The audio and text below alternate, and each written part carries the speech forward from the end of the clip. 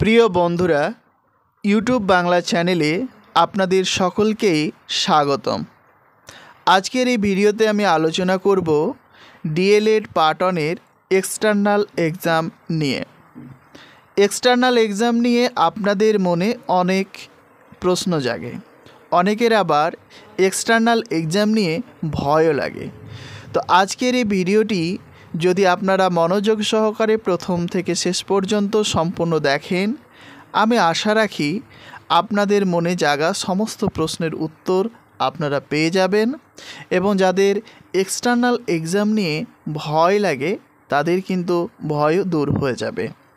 ভিডিওটি হয়তো একটু বড় হবে, তারপরেও আপনাদের বলবো ভিডিওটিকে আপনারা মনোযোগ সহকারে প্রথম থেকে শেষ পর্যন্ত সম্পূর্ণ দেখবেন। তো চলুন মূল আলোচনায় যাওয়া যাক। আপনাদের মনে প্রথম যে প্রশ্নটি জাগবে, এক্সটার্নাল এক্সাম পার্ট 1-এ কত নম্বরের হয়ে থাকে? এক্সটার্নাল এক্সাম আপনাদের পার্ট 1-এ মোট 50 নম্বরের হয়ে থাকে। এখানে 25 নম্বর রয়েছে 5 নম্বর। এক্সটার্নাল কিন্তু আপনাদের প্রত্যেককেই ভালো নম্বর দিয়ে থাকে। এখানে 35, 40, 45 এরকম নম্বর দিয়ে থাকে। 2 নম্বর সবচেয়ে যে প্রশ্নটি আপনার মনে জাগে, এক্সটার্নাল এক্সামের জন্য কি কি প্রয়োজন? এক্সটার্নাল এক্সামের জন্য প্রয়োজন একটি এক্সটার্নাল খাতা, চার্ট, মডেল, একটি স্টিক, চক, ডাস্টার, পাঠ্য বই, ব্ল্যাকবোর্ড, এইগুলো কিন্তু এক্সটার্নাল এক্সামের জন্য প্রয়োজন। প্রথমে বলবো এক্সটার্নাল এক্সাম খাতাটি কি লিখবেন এবং কিভাবে সাজাবেন, এই প্রশ্নটি কিন্তু আপনার মনে জাগে। এক্সটার্নাল খাতায় আপনাকে 5টা লেসন প্ল্যান লিখতে হবে, 5টা স্কিলের উপর 4টা বিষয় থেকে। 5টা স্কিল 4টা বিষয়, একটা বিষয় থেকে কিন্তু 2টা লেসন প্ল্যান হবে 2টা স্কিলের উপর। স্কিলগুলো রয়েছে সমন্বয় সাধন দক্ষতা, শিশুকেন্দ্রিক শিক্ষণ পরিচালন দক্ষতা, শিক্ষার্থীকে প্রশ্ন করতে উৎসাহী করার দক্ষতা, শিক্ষার্থীর পর্যবেক্ষণ করার ক্ষমতা বিকাশের স্তর এবং শিখন পরিস্থিতির সঙ্গে কৃতকলা শিল্পের সংযোগ সাধনের দক্ষতা। এই 5টি স্কিল এবং যা 4টি যে বিষয় রয়েছে, বাংলা, ইংরেজি, অঙ্ক, পরিবেশ। তো প্রথমে 4টা বিষয় থেকে 4টা স্কিলের উপর 4টা লেসন প্ল্যান লিখবেন। তারপরে বাকি যে একটি স্কিল রয়েছে সেই স্কিলটি যে কোনো 4টি বিষয়ের মধ্যে একটি বিষয় থেকে লিখে দেবেন। এবারে প্রথমে আপনাকে কিন্তু পড়াতে হয়, সাধারণত পড়ানোর নিয়ম রয়েছে 2টি, একটা সায়েন্স গ্রুপ থেকে অর্থাৎ অঙ্ক, পরিবেশ, এবং একটা আর্টস গ্রুপ থেকে বাংলা এবং ইংরেজির মধ্যে। কিন্তু সাধারণত একটি পড়াতে বলে, কিন্তু আপনাকে 2টো পড়ানোর জন্যই কিন্তু প্রস্তুত হয়ে থাকতে হবে।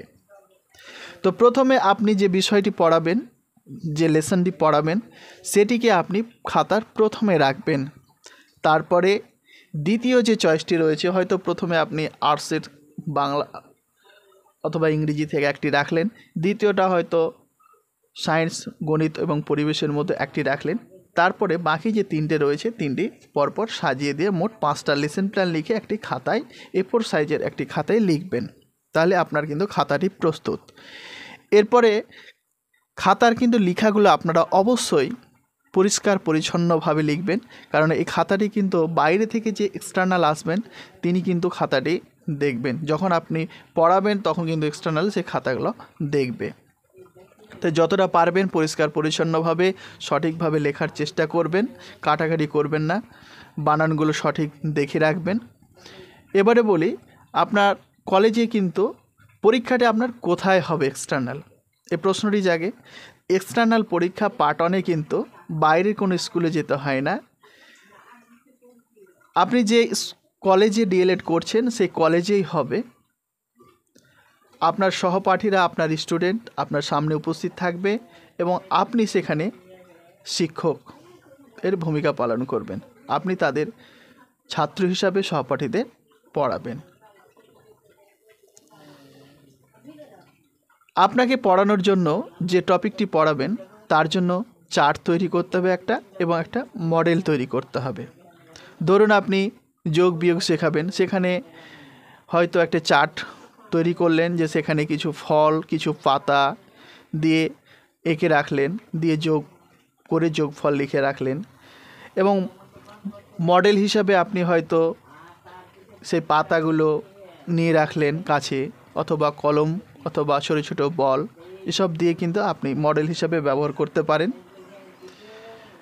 তো এক্সটার্নাল এক্সামে আর যে প্রয়োজন রয়েছে চক ডাস্টার, ব্ল্যাকবোর্ডে কিন্তু আপনাকে সে লিখতে হবে চক ডাস্টার দিয়ে। তো এবারে যে প্রশ্নটি হলো, আর একটা স্টিক প্রয়োজন আপনাদের। তো স্টিকটি কিন্তু বাচ্চাদের মারার জন্য বা ভয় দেখানোর জন্য নয়। স্টিকটি যদি আপনারা একটা স্টিক নিয়ে যান, যে কোনো ধরুন একটা বেত নিয়ে গেলেন, তাহলে কিন্তু বাচ্চারা ভয় পাবে। তাই বেতটিকে আপনারা কি করবেন, কাগজ দিয়ে ওপরে কাগজ লাগিয়ে দেবেন আঠা দিয়ে, তাহলে কিন্তু তারা বুঝতে পারবে না যে এটা কি রয়েছে। স্টিকটি কিন্তু বাচ্চাদের মারার জন্য বা ভয় দেখানোর জন্য নয়। ধরুন আপনি ব্ল্যাকবোর্ডে কিছু লিখলেন বা চার্ট বা মডেল আপনি দেখাচ্ছেন, যদি কাছে গিয়ে দেখান তাহলে শিক্ষার্থীরা কিন্তু পুরো ক্লাসরুমের সবাই সঠিকভাবে দেখতে পাবে না। হয়তো একদিকের শিক্ষার্থীরা দেখতে পেলে আর একদিকের শিক্ষার্থীরা দেখতে পাবে না। তাই যদি আপনি সেই স্টিকটি দিয়ে দূর থেকে দেখান তাহলে কিন্তু প্রত্যেকেই দেখতে পাবে। তাই এই স্টিকটি প্রয়োজন দেখানোর জন্য। এবারে এক্সটার্নালের সামনে আপনাদের যে ভয়টা লাগে যে এক্সটার্নালের সামনে কিভাবে পড়াবেন,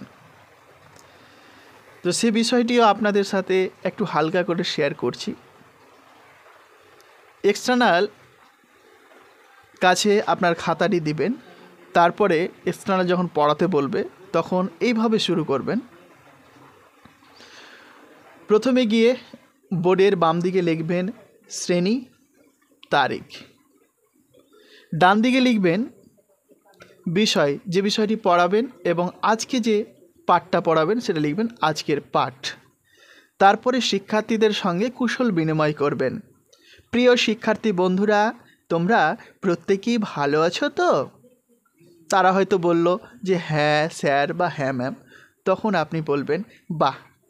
তারা হয়তো প্রশ্ন করতে পারে যে স্যার আপনি ভালো আছেন, বা ম্যাম আপনি ভালো আছেন, হয়তো নাও করতে পারে। যদি করে তাহলে আপনি বলবেন হ্যাঁ আমিও ভালো রয়েছি। তারপরে হয়তো বলবে আচ্ছা আজকে তোমাদের এখন অঙ্ক ক্লাস রয়েছে তাই না? তারা হয়তো বলল হ্যাঁ। আচ্ছা এর আগের ক্লাসগুলোতে আমরা 1 থেকে 9 পর্যন্ত সংখ্যাগুলো সম্পর্কে জেনেছিলাম তাই না? তারা হয়তো বলল হ্যাঁ। আচ্ছা তোমরা 1 থেকে 9 পর্যন্ত সংখ্যাগুলো সম্পর্কে বুঝতে পেরেছো সবাই? হয়তো তারা বলল যে হ্যাঁ। বোর্ডে আপনি একটা লিখলেন হয়তো 2। আচ্ছা বলো তো এটি কি সংখ্যা? তখন হয়তো তারা উত্তর দিল 2।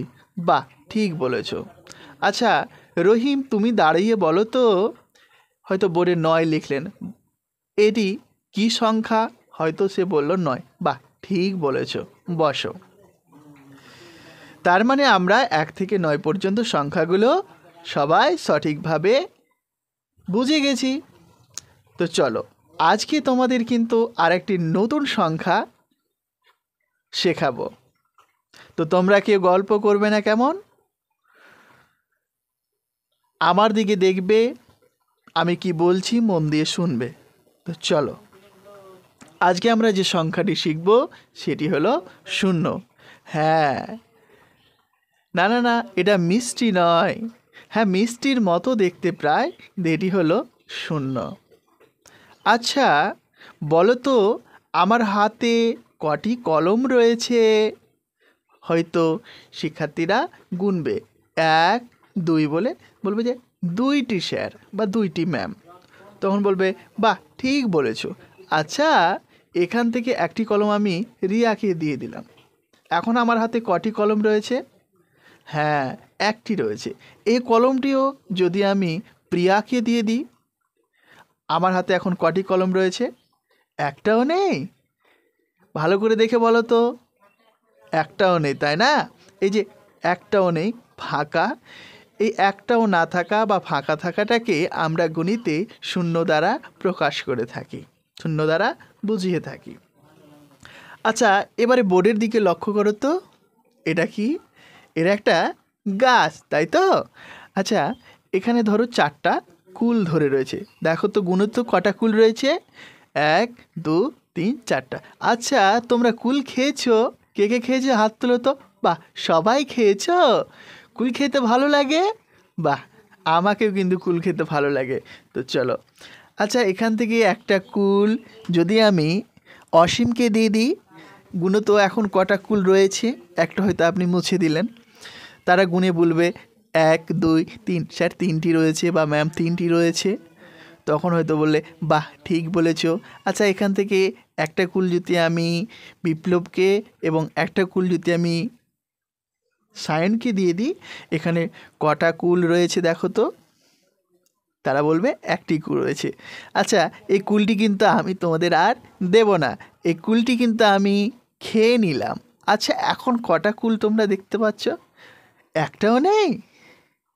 আচ্ছা, একটাও যখন না থাকবে, ফাঁকা থাকবে, তখন আমরা এটাকে কি দ্বারা বোঝাবো? হ্যাঁ, ঠিক বলেছ, শূন্য দ্বারা। সবাই বুঝতে পারলে? আচ্ছা চলো, আচ্ছা এটা দেখো তো কি রয়েছে। বল, বল দেখেছো? কোথায় দেখেছো বাবু? ও, তোমার দাদার কাছে? হ্যাঁ। আচ্ছা, এখানে কটা বল রয়েছে এই ঝুড়িতে দেখো তো। 1 2 3টি। আচ্ছা, এখান থেকে একটা আমি যদি রাহুলকে এবং একটা বিক্রমকে দিয়ে দিই, এখন কটা বল রয়েছে? একটা। আচ্ছা, এটা যদি আমি মনীষাকে দিয়ে দিই, দেখো তো এখন কটা বল রয়েছে?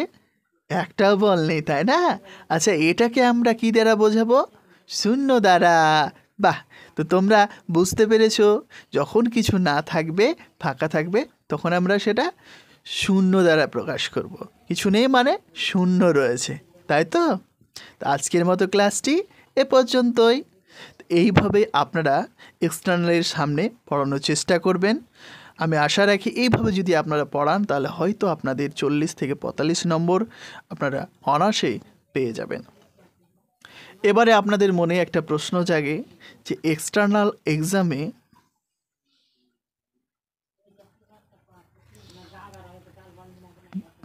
এবারে আপনাদের মনে একটা প্রশ্ন জাগতে পারে যে এক্সটার্নাল এক্সাম যদি না দিই, তাহলে রেজাল্ট কি ক্লিয়ার হবে? না, রেজাল্ট ক্লিয়ার হবে না। তাই অবশ্যই আপনারা এক্সটার্নাল এক্সাম দেওয়ার চেষ্টা করবেন, অবশ্যই অবশ্যই দেবেন। আর এক্সটার্নালের সামনে যাদের ভয় লাগে খুব, তারা কিভাবে পড়াবেন? এক্সটার্নালের সামনে পড়ানোর আগে আপনারা আয়নার সামনে দাঁড়িয়ে নিজেরা পড়ানোর চেষ্টা করবেন মনে মনে, তাহলে দেখবেন যে আপনার আর ভয় লাগবে না, খুব সহজেই এক্সটার্নালের সামনে গিয়ে আপনি ভালোভাবে পড়াতে পারবেন।